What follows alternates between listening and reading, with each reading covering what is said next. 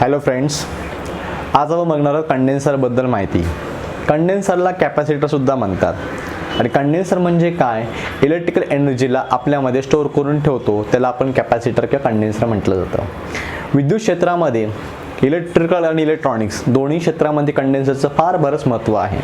जर इलेक्ट्रिकलचंच म्हणायला घेतलं तर इलेक्ट्रिकल क्षेत्रामध्ये ज्या इंडस्ट्रीमध्ये मोटर्स, ट्रान्सफॉर्मर, जनरेटर वापरले जातात, mercury vapour lamp, sodium vapour lamp, हे सगळे इंडक्टिव्ह लोड वापरल्यामुळे पॉवर फॅक्टर जो काय होतो तो कमी होतो आणि त्या पॉवर फॅक्टरमुळे तेवढ्याच लोडसाठी वाढीव करंट वाढतो.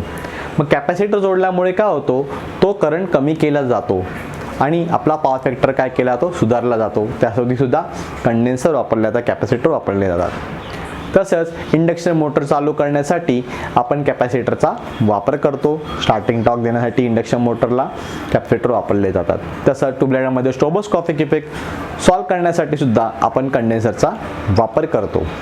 तर ह्याच कंडेन्सरच्याच आपण सविस्तर माहिती जाणून घेऊया, त्याचे पार्ट्सबद्दल आणि तो कसा काम करतो याच्याबद्दल आपण व्यवस्थित माहिती करून घेऊया. तर चला आपण सुरू करूया वेळ न घालवता. तर सगळ्यात पहिलं बघा, कंडेन्सरमध्ये काय असतं, दोन धातूच्या प्लेट असतात, मेटल प्लेट्स असतात, त्याला आपण कंडक्टिंग प्लेट असं म्हणतो.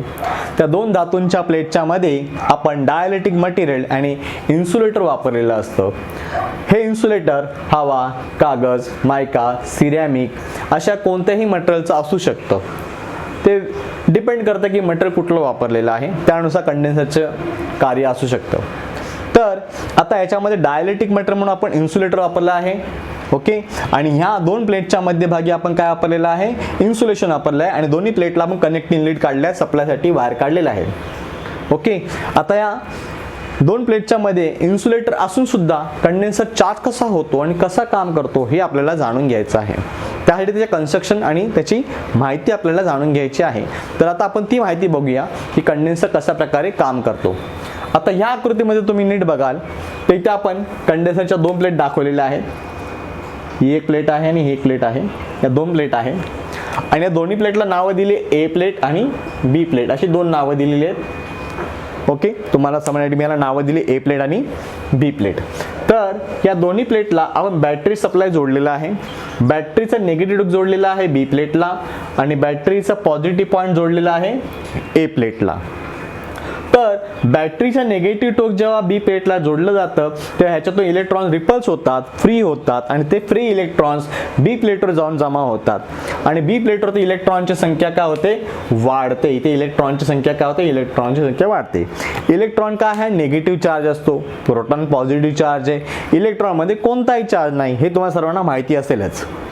ओके, तर याच्या पुढे आता इथून हा निगेटिव्ह करंट जो फ्लो झाला आहे, इलेक्ट्रॉन इथून फ्री झाले, रिपल झाले आणि ते बी प्लेटवरती येऊन जमा झाले. आता ए प्लेटमध्ये सुद्धा इलेक्ट्रॉन्स आहेत. ए प्लेटचे इलेक्ट्रॉन्स काय होतात, बॅटरीच्या पॉझिटिव्ह टर्मिनलकडे काय होतात, आकर्षित होतात. बॅटरीच्या पॉझिटिव्ह टर्मिनलकडे ए प्लेटमध्ये इलेक्ट्रॉन्स काय होतात, आकर्षित होतात आणि त्यावेळेस ते इलेक्ट्रॉन्स बॅटरीच्या पॉझिटिव्ह टर्मिनल्समधून बॅटरीद्वारे निगेटिव्ह मधून बी प्लेटवरून जमा होतात. मग त्यावेळेस हा जो करंट वाहतो त्या करंटला आपण इलेक्ट्रॉनिक करंट वाहणे असे म्हणतो. ओके, मग आता काय झालं, ए प्लेटमध्ये सर्व इलेक्ट्रॉन्स फ्री होऊन बॅटरीच्या पॉझिटिव्ह पॉईंटकडे अट्रॅक्ट झाले आणि बॅटरीच्या पॉझिटिव्ह पॉईंटतर्फे ते बॅटरीद्वारे निगेटिव्ह मधून बी प्लेटवर जमा झाले. त्यामुळे इथे इलेक्ट्रॉनची संख्या काय गेली, वाढली गेली. आणि ए प्लेटमध्ये काय झालं, इलेक्ट्रॉनची संख्या काय झाली, कमी झाली. इलेक्ट्रॉनची संख्या तिथे कमी झाली, त्यामुळे प्रोटॉनची संख्या तिथे काय झाली, वाढली. मग आता ए प्लेटमध्ये प्रोटॉनची संख्या वाढल्यामुळे इथे काय झाला, पॉझिटिव्ह चार्ज झाला. मग आता दोन्ही प्लेट्समध्ये काय झाले, दोन विभिन्न चार्जेस निर्माण झाले, म्हणजे पोटेन्शियल डिफरन्स निर्माण झाला, म्हणजेच काय झालं, तो चार्ज झाला असं आपण म्हणतो. शास्त्रीय भाषेमध्ये आपण म्हणतो की दोन ह्याच्यामध्ये पोटेन्शियल डिफरन्स निर्माण झालेला आहे.